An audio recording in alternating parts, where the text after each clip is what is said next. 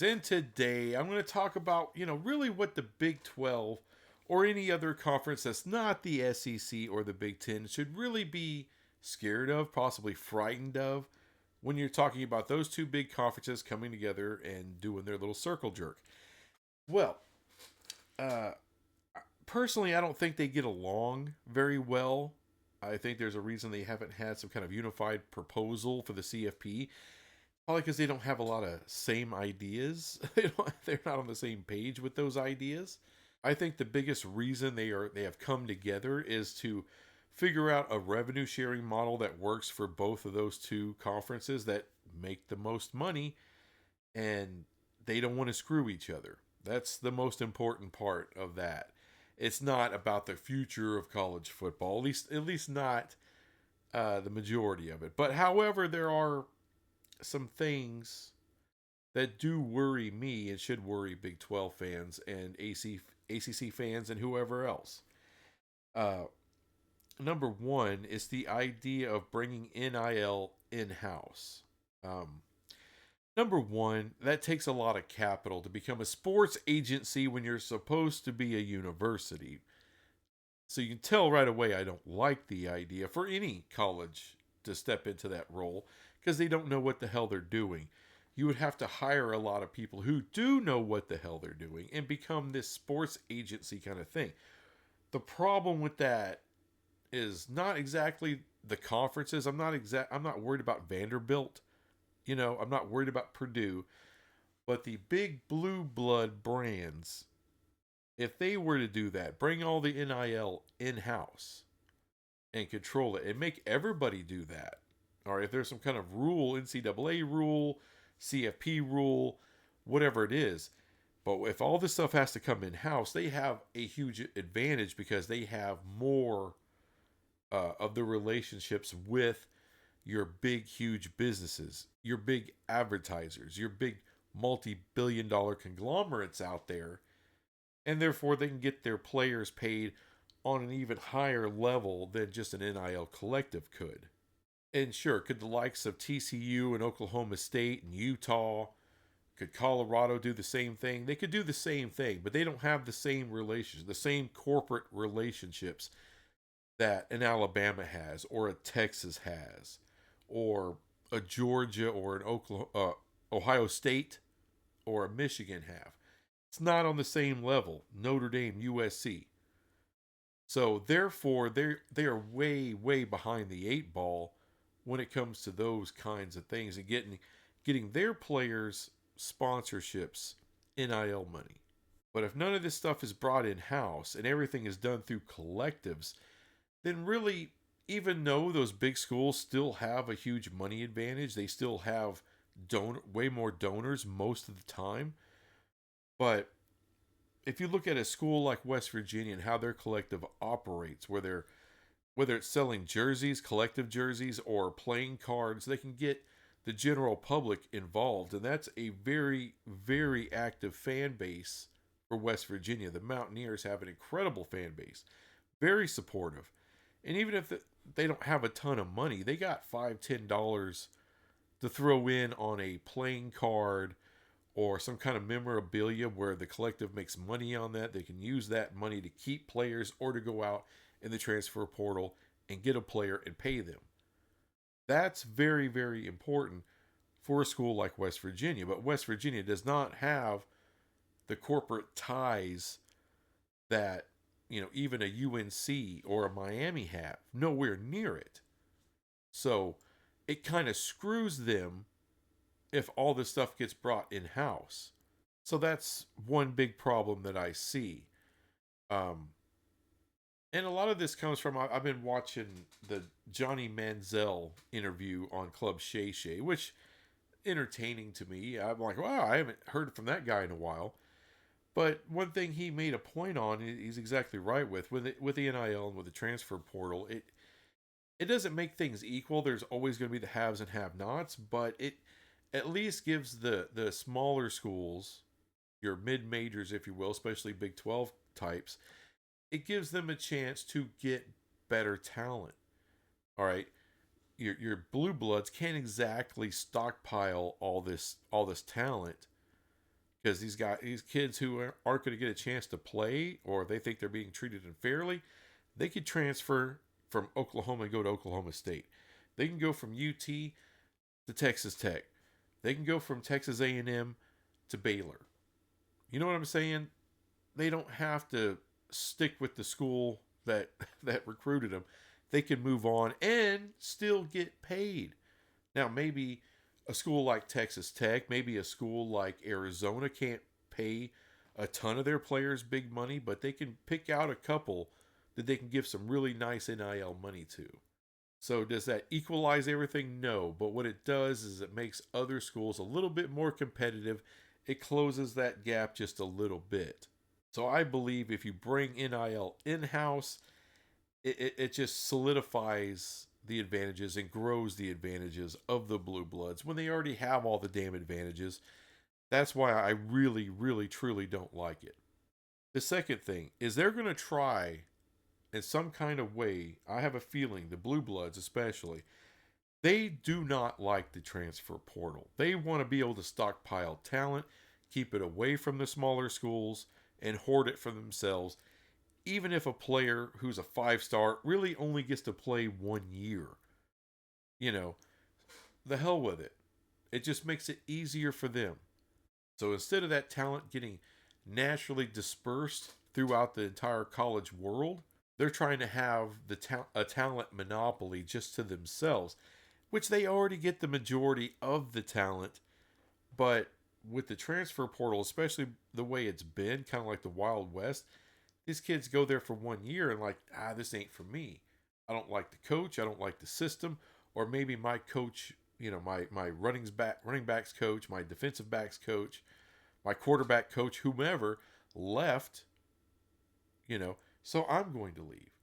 I mean, you've had guys who've won, big awards like a Blitnikoff Award or a Doak Walker Award or whatever. You see these kids transfer now when that would never happen before. But they'll transfer and go to a better situation, make a few extra bucks. And especially the big brands, they want to shut that down. And look, I understand if you may agree with them as a Big 12 fan because you don't want your big player, all these big teams are trying to get at your guy. You look at Ollie Gordon from Oklahoma State. All right, the best running back in all of college football. And this offseason, he had people coming at him from the SEC, from the Big Ten. I'm sure they've offered him a ton of money. But keep in mind, Oklahoma State can pay that guy. That's their guy. They can get him paid. And he knows he's going to be used and used correctly in that system. He likes the coach. All that stuff's good.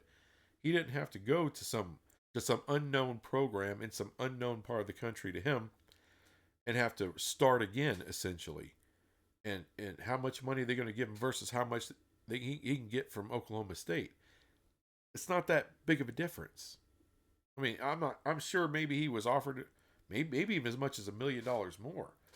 But he's still making good quality money there where he can help his family out, do something for himself, and set himself up to be a first-round pick in the NFL draft. Even as a running back, if you're that good, if you're an Ollie Gordon, you're going to be a first-round pick, regardless of what program you're in. And look, a lot of times, Big 12 talent does get poached by Georgia or by Alabama or Ohio State or whomever. All right, that's always going to happen, especially with an open transfer portal. But there's also a lot of opportunity to get their players that they're not using, or maybe they're not using right, or they feel they're not being used right, or they feel they don't have the opportunity because, oh yeah, I'm a 5-star, but I'm behind another 5-star, 5-star senior, and I got 4 and 5 stars all around me trying to get the same spot I'm trying to get. So you see what I'm saying? You offer as a Big 12 team opportunity for a lot of these guys that they're not going to get from the big university, from the big blue blood program. It's just too much competition. They're going to get caught in the wash. They don't want that. They want to be able to fully take advantage of NIL, and they could do so in a smaller pool and be a bigger fish in the smaller pond, as it were. So we offer that. But but one of the things that worries me is they are going to try to regulate that transfer portal where it's not as open. And this is why the NCAA was successfully able to make it almost impossible for a player to transfer for years and years and years, because they had the full backing, especially of the big conferences and the big teams in those big conferences, the blue bloods, because they didn't want to have any kind of problem losing their players. In fact, they wanted to make sure they were stuck with them. And if they were to leave, they're going to have to go to some damn JUCO before they can come back. But the way it is now, it spreads more of the talent around the college world, and that's a good thing, not just for the players, but for schools within the Big 12, the ACC, and the Group of Five. But these blue bloods, they want their monopoly. They want their monopoly on all of that, on recruiting, on the money.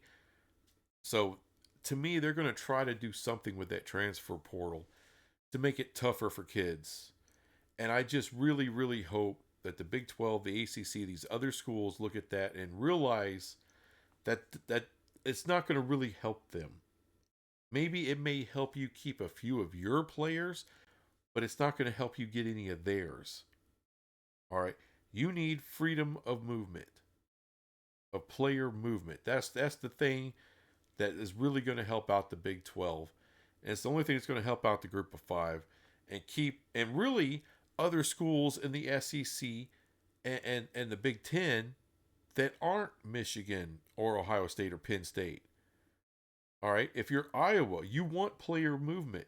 That's how you're going to compete with those big dogs in your own conference. If you're Washington, if you're Nebraska, if you're Wisconsin, these are all schools that have the resources to compete on the highest levels. You want those doors open. All right. So, yeah, you're going to have to continually re-recruit your own players, but you can still go in and recruit someone else's as well. And sometimes you'll have success in pulling, a great corner, a great receiver, a great running back, or whatever it is off of someone else's program. Yeah, so to me, it's not the worry of, oh my God, they're going to make more money than everybody.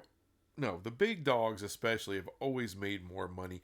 I'm not worried about Purdue making more money than the Big 12 schools. I'm not worried about Rutgers making more money out of the Big 12 schools, because they're not really going to have a shot in hell of getting the quality of coaches that we get or the quality of players that we get, even though they'll have more advantages as far as just money. But it's about more than money. It's about opportunity. It's about exposure. Nobody watches Rutgers. Nobody's watching Purdue or Northwestern football. All right, they're watching TCU. They're watching Oklahoma State. They're watching Texas Tech. They're watching Baylor and Utah. They're watching West Virginia. They're not watching those. And players want to be seen. They want to play. And not all of them can go to the Blue Bloods. There's only a certain amount of Blue Bloods that you can be able to play at. For everybody else, you find a great program, all right, that does get good ratings. You can get exposure, and you can get drafted high at, and you can get paid while you're there. And there's schools like Rutgers, even though they're going to make double what the Big 12 schools make, they can't do anything to get their players exposure because nobody gives a damn about watching Rutgers football. That's the way it is. All right, there's not a ton of people that's just going to sit down and watch Northwestern football. Therefore, they're not really going to have a shot in hell of getting and keeping top talent, even though they make all this more money. All right. So I'm not worried about the more money. I just want to make sure that the Big 12 has access to players, whether that be from recruitment or from the transfer portal. And we have every opportunity to pay them. And let's not give these big brands more of a monopolistic opportunity to control the talent within college football or college basketball for that matter.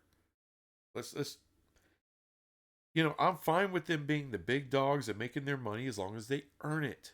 That's my whole thing. If you earn it, then you get it. But let's don't have it legislated to where they can never lose it. That's the big issue I have. Because right now, the SEC and the Big Ten, as far as football goes, is on top. It may not stay that way forever. There was a time where Notre Dame, they're still a monster brand, but there was a time where they owned college football. For a long time, they owned it. National titles went through Notre Dame. Not so much anymore. But that's what I'm talking about. There was a time, there was a time before Nick Saban, Alabama wasn't shit. They weren't shit for a long time. So, all these blue bloods have their up and down periods. And these conferences will have their up and down periods as well. So I'm just saying, let's not have it to where, oh, they're too big to fail. Let's make sure they're always above everybody. No, no. As long as they earn their right to be above everybody, fine. But if they fall, they falter, there should be opportunity for another conference to rise up. That's where I'm at. That's more a meritocracy. That's what we need. Not this bullshit of protecting the big two. No.